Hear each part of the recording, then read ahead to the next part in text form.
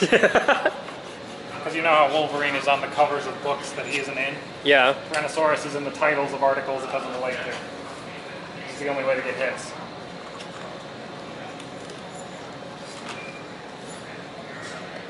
Like, even a well-known dinosaur like Spinosaurus had an article titled, "Bigger than T-Rex."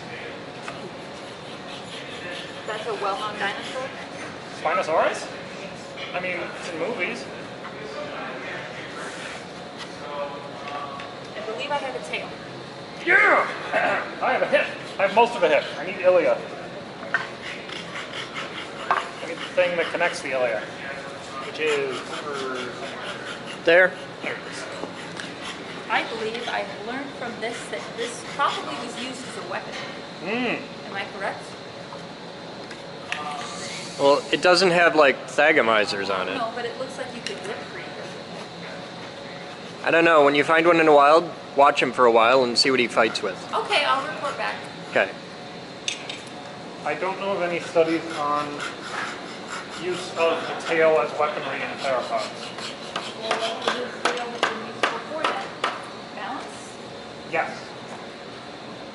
It's half its body mass, so yeah. Ish. By length, about half the creature is beyond the south end of the sacrum. The center of the balance point of the creature is the knee, Yes. like a bird. I feel confident that this is part of his neck. Yes. Good reason. Well, the balance point of the T-Rex is only its knees when it's, alighted upon something. In flight, the center of gravity is actually about 2 inches beyond the leading edge of the wing.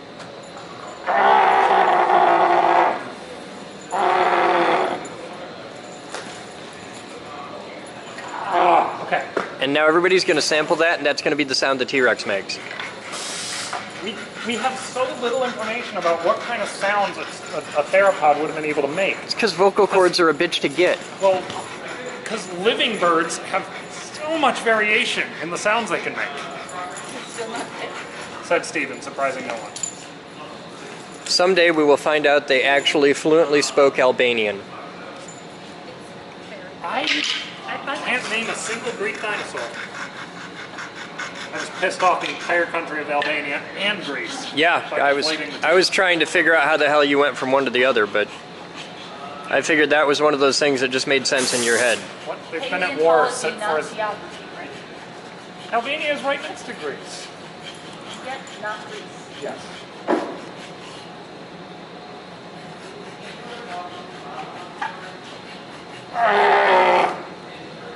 What other parts could I put together without it? That's progress. So this is prototype 3. Yes. In my filing, it's marked 4 because we scaled it down, but yes. We scaled it down like a fraction of an inch. It's enough that if you go and get a part from D, it's noticeably smaller. But that's cool because I can also pick it up, and I couldn't pick up the other one. It's lighter. Yeah, now. Wrong. So, now that it's standing, we could totally put, like, the ribs together. But I can't put the ribs together so it's not standing. You totally can, actually, because the parts don't fall apart when you move them. Okay, that would be good. I assume I have part of the spine right here.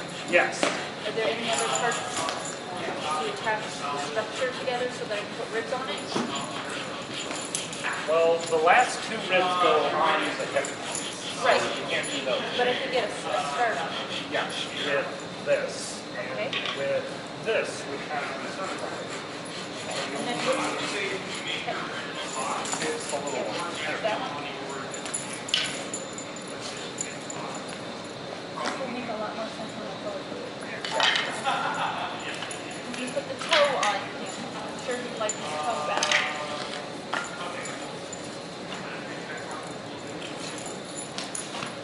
What are these? Do these sit this way? Great way better than my hands. Oh, there it goes. In the worksheet, no. Down. In the worksheet, this will be labeled whatever the kid-friendly term for Atlas is, so it should be obvious what that's. So like this. Atlas vertebrae means it holds up the globe of the head. I knew that, but I thought that might come from here. Ah, Kind of an abstract spine at the moment. a little bit. I should put these on before we put these on. I mean, just a hair bigger. So is this pretty much the only part that I can have freestanding, or can I attach those? You could attach this one back, yeah.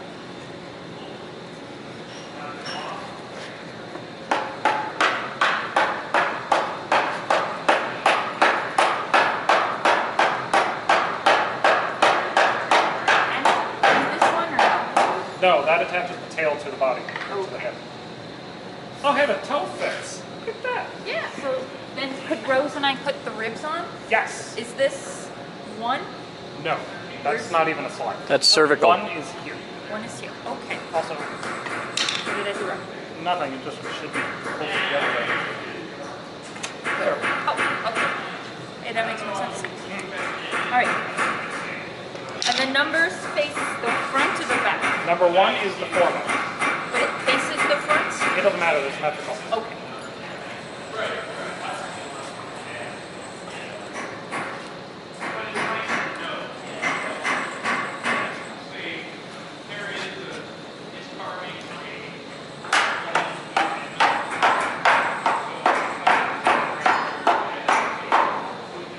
God, it's so convenient that I can do that.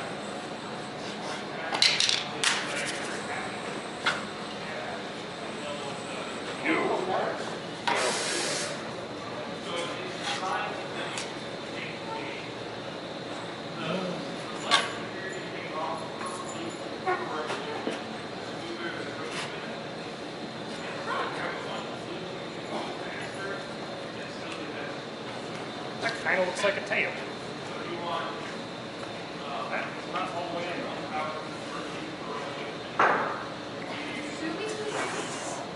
That's as far in as I felt I could get. Yeah.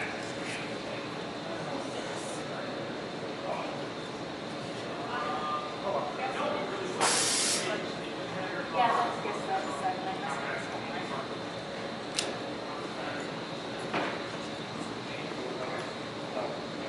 Looks like most of us are.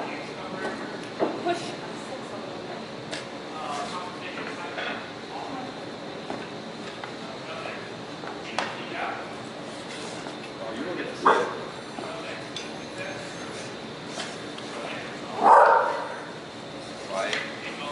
Let's come past this.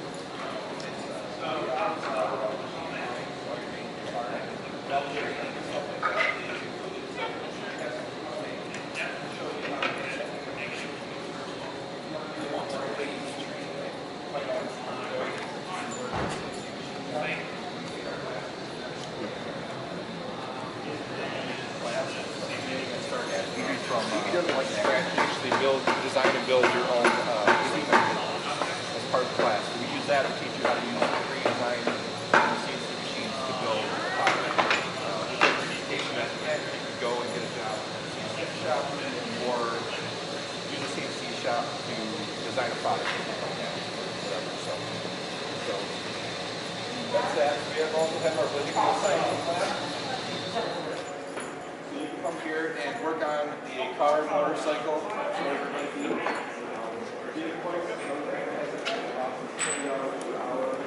Which switch is your throttle pad? Huh? Which is your throttle cut? So I should be giving throttle right now? Yeah, but are you in the right model? I think so. Let me see.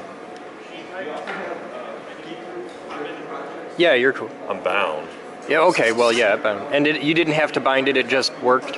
Yeah. Then, yeah, you're in the right well, one. no, I did bind. Well, I ran the bind. But Oh, okay. this is my ESC. All right. As you can see, it's thoroughly beaten up. But It works. I know it's But a running no ESC, throttle? no run off of it. So, process of elimination. Next, I'll check the motor. Okay.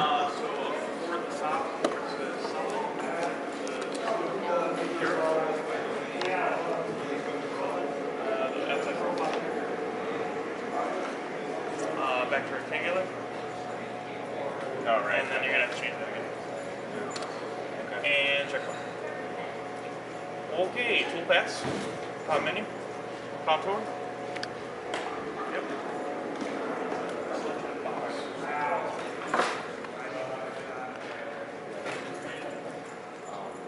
So, yeah, you can come and learn how to program this robot to as an educational resource. We also have smaller robots that we have going. Our robotics room is actually on the other side of that wall. That's still coming together, but there's going to be a lot of programming around robotics. But if you're interested now, you can come in and we can help you find a project to start learning. That's kind of how it is. It's very project-based learning, self-driven learning. You decide what you want to learn, and we help you and give you the resources to do that. If that makes sense. And do so safely. So we're very.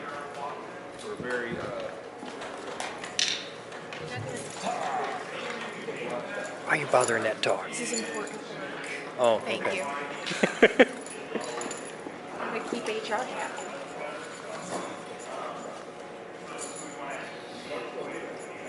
Oh.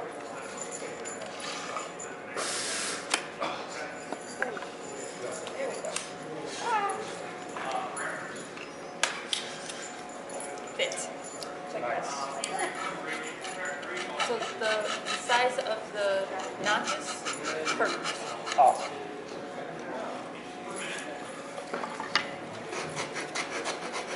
And I just set this here. Yes. Or do I yeah, set or it? you can put it in the thing. And then this next one. Got it. Oh, I didn't.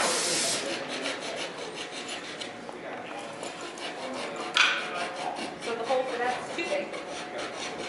Apparently. But that can be glued to the stick. Yep.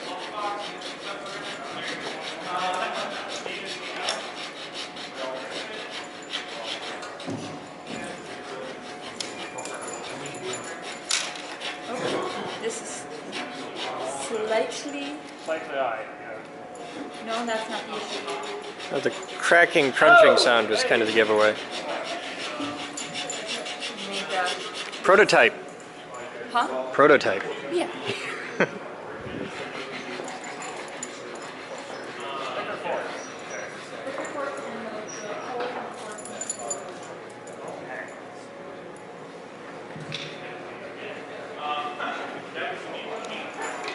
Lost an arm. We lost an arm. We also, That was a fail in routing. Brackety looking piece. I think Could you go grab some zip ties? Are we going to need them? I believe I sent it flying. Oh, for that. Accidentally. Bracket looking thing? Yeah, it's square diagonal on the bottom. It's about the size of one of these. And then that's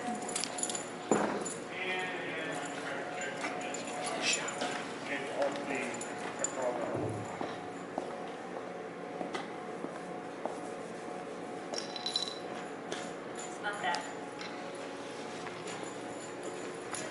We're missing a little bracket. I believe it's one of the ones that I accidentally hit. So I think it's over here somewhere, but I don't. Of course, there.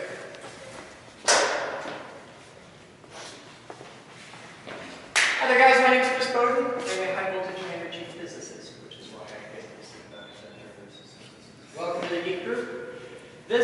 largest high voltage, high energy. Huh? You can try. You can totally take a video. However, are you just going to like shoot the video and post it to the internet, or are you going to run it through an editing software? No, I was supposed to plug it in when I said. Okay, give it a shot. Looks good.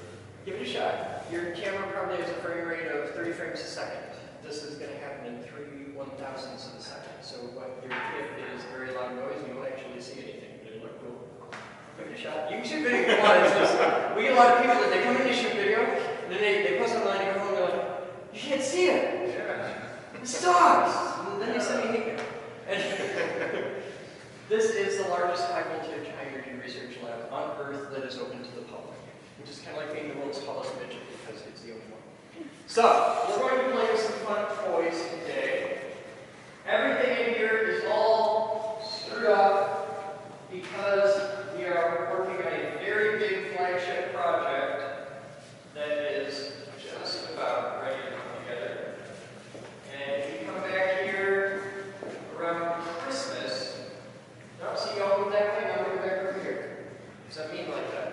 Around Christmas, we should have the big lightning machine working again. Now, I need somebody who is absolutely trusted by the entire crowd, so I'm going to pick you because you're the truest one. See that? Is that made of metal? Is it not? What's it made of? I'm going with metal. Pretty sure it's made of aluminum. Feel it, Jack. Tell them it's bigger than that. Yep. Yep. Okay. And there's nothing else in there. It's just, you can even see through it a little bit. It's just a filter, right? This is from an automotive paint booth. So we're going to take this piece of metal, which is actually made of aluminum, and we're going to go over here, and I'm going to load it into this big machine. And then I'm going to ask why an outside transformer is sitting on the floor. Somebody's been doing things that makes me nervous. Alright, we're going to load our piece of aluminum right here. Everybody can see that? This is where the magic happens. This is where you want to look. Now, that big machine behind me is Project Thumper. It's one of my favorite toys. I need a volunteer.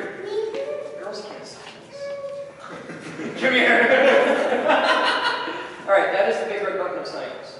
You have one job, okay? You're going to hear this sound, and this will be a few minutes from now, but in a few minutes you're going to hear this sound 3 times. And then I'm going to touch you on the shoulder, and I'm going to say clear to fire. When I say clear to fire, you look up there, and then you step on the button. You don't step on the button until you've heard this sound. 3 times, I touch you on the shoulder, and then say clear to fire. Because if you do it before that, everybody dies, and that would be bad, okay? Okay. And don't look at your foot. Now, I'm going to take the safety key. The first time you touched it? Huh? What? Oh, you're one of those kids. You know, we get about 50,000 kids a year. And I figure we got 5 different insurance companies, and statistically, one of them can have an accident. And I'm making a list of the kids who are going to have an accident someday, and you just went on my list. Any machine that has a switch labeled arm, you know is a fun time. Now, think of electricity like water in a pipe. We measure electricity in volts, amps, and watts. Volts is the pressure, same as water pressure. Okay, it's a potential difference. And why are you plugging in your I'm just talking. I can yell if you want. You probably don't want to hear this. Figure that out yourself. I'll let you know when it's going to get loud. I'll give you a hint. When you press the button, it's going to get loud. Okay.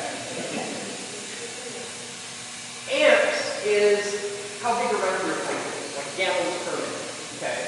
And then volts, pressure, times amps, how big around your pipe is. Volts times amps, and a DC circuit gives us watts. Watts is how much work you can do with it. So watts is how fast you can fill the bathtub, or how far we can blast him across the parking lot with a fire hose. That demo comes next week. A AA battery, like you know and love, a standard AA battery is 1.5 volts and about 1 amp. So you get about a 1.5 amp. The battery of your cell phone is about 5 volts and a couple amps. A car battery is 12 volts. Your wall socket in your house is 120 volts and about 20 amps. Most of them are only about 15, but heavy duty ones can go up to 20. This is how you know the guy trying to sell you the stereo on Craigslist, the 5,000 watt stereo, is lying to you. 120 120 volts, 20 amps, 2400 watts. That's all you get out of the wall, 2400 watts.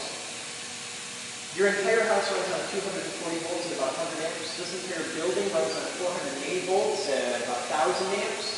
And when you push that button, you will discharge 1800 volts at 80,000 amps, which is 144 million watts, which means for a very, very brief moment in time, you will put more energy through that piece of aluminum out there than every single building in the entire city of Grand Rapids is using at that moment, all put together. It will be energetic. It will also be loud as hell. It will not hurt you, but it will be scary, so try not to peek. It happens. Okay.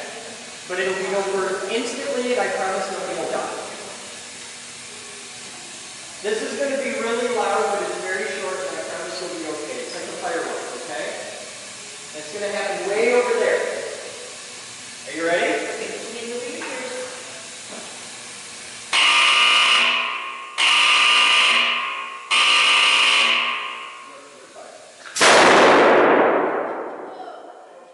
And see, everybody's okay. It's scary, but it's very, very short. Now, here's where the magic happens. Here's where the coolest part happens. This is really neat. Now, what happens if you heat a piece of metal up with a lot of energy really, really hot? It melts. Yes. What happens if you put even more energy than that into it? Incinerate explodes. No, incinerate's pretty much burned. You're half right. It sublimates. It melts so quickly, it doesn't have time to melt. It goes directly from a solid to a gas. There's no real liquid phase. There is, but it happens so fast that it doesn't go anywhere. It's like honey. It's still a liquid, but it doesn't drip, right? Same thing. This happens really, really fast. If you look at it, it's gone. The piece of aluminum that we put on the test stand,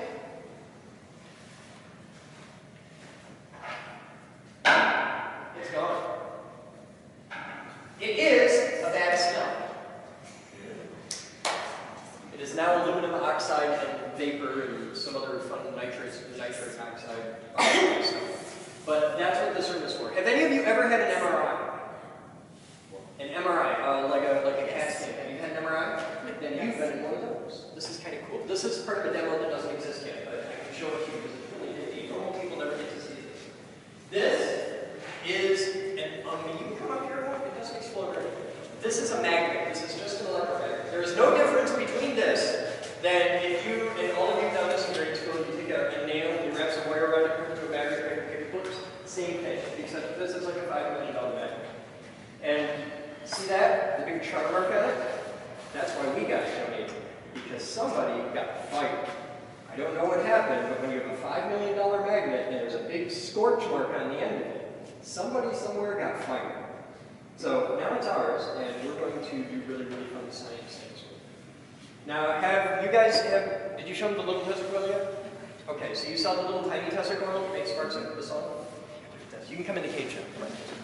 See this? This is the next little Tesla coil. This is 5 feet long. This piece of pipe weighs about 100 pounds. Come on, and we're going to wrap this in wire. And in order to make big Tesla coils, this, by the way, is one of the little ones. The big ones are 15 feet tall. That's all 3 of these stacked on top of each other. Okay? And those are going to be big, really big. And to wind them, we do this.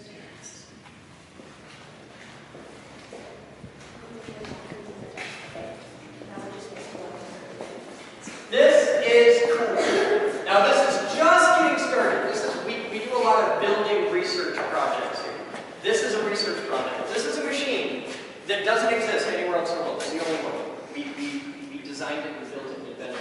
And this is really cool. This full assembly piece here weighs about 500 pounds, give or take. And you can move it with one finger.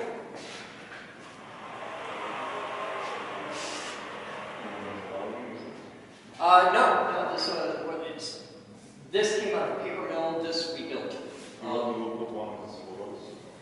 Yeah, there will be it'll go here, it'll rotate, and this loads the wire on it. This is entirely the winding system. But what this will let us do is, instead of just close wound coils, we can use space wind coils and wind them like logarithmically or linear winding spacings, all kinds of cool stuff. And just this week, just a couple days ago, it got mounted out here for the first first time. But we've had this for 10 years. This project's been being worked on for 10 years. And by the end of, probably by summer, this will be up and running and doing things, which is really cool. So that's a little bit of what we do in here. There's also a really cool demo on ion drives, and this is what's left of it. Because there are people that hate it, and they do not appreciate my art. They tripped over my little ion drive, and that makes me sad. So that's the ion engine. But if you come back in a couple weeks, I'll have more of it, and you get to see a really cool anti-gravity floaty rocket engine thing. We get to talk about mouse farts, and everybody likes mouse farts. Farts are fun. See, so I get a lot of flack about that. It's like, I can't talk about mouse farts. Like, farts are fun. Everybody farts. Except him. He didn't fart. Nobody really knows why. It's an engineer thing. So that's the high voltage lab, such as it is today. It's completely jumbled about. This room changes every month. And this is a ultrasound machine that we're working on. This is going to be a fun demo. In a couple weeks, you'll be able to come in and ultrasound your brain. And it's kind of cool. You can take these, you can put it on your neck, and you can see the blood flow in your arteries. That'll help everybody not have heart attacks around here. Just check their... Ish. Today they want to ultrasound the dog. I don't know how all the dogs are going to be receptive to this because of the frequencies and all that. So yeah. But that's the high voltage lab. What's left? I was going to show them 3D printer, maybe the Dinosaur. All right. Run the Q&A by if anybody wants to do Q&A afterwards, and I'm available. All right. Thank you, sir.